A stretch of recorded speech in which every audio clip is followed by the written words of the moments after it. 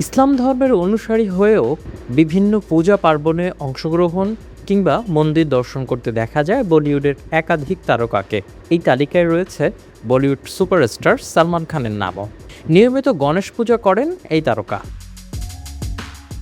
সম্প্রতি ভাইজানের গণেশ পূজার একটি ছবি সোশ্যাল মিডিয়ায় ছড়িয়ে পড়েছিল।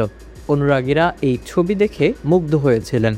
পাশাপাশি মুসলিম ভক্তদের তোপের মুখেও পড়তে হয় এই অভিনেতাকে। এবার জানা গেল সালমানের গণেশ পূজার আসল কারণ।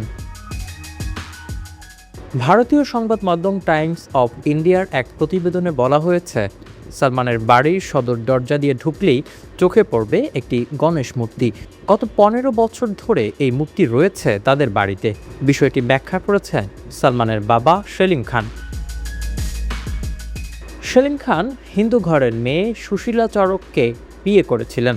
বিয়ের পর সুশীলার নাম হয় সালমা খান।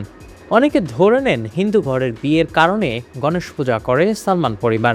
সেলিম জানান, তার বিয়ের অনেক আগ থেকেই গণেশ পূজা করেন তারা। সেলিম খানের বাবার আমল থেকেই এই প্রচলন চালু রয়েছে। ইন্দোরের একটি হিন্দু এলাকায় তারা থাকতেন। শৈশবে তার সব বন্ধুরাও হিন্দু ছিলেন বলে জানান সেলিম খান। স্কুলে ছিল মাত্র 3 জন মুসলিম সহপাঠী, কিন্তু বন্ধুত্ব হয়েছিল হিন্দু সহপাঠীদের সঙ্গেই। হিন্দু আবহাওয়ায় বড় হয়েছিলেন বলেই 7 পাকে ঘুরিয়ে বিয়ে করেছিলেন সেলিম খান।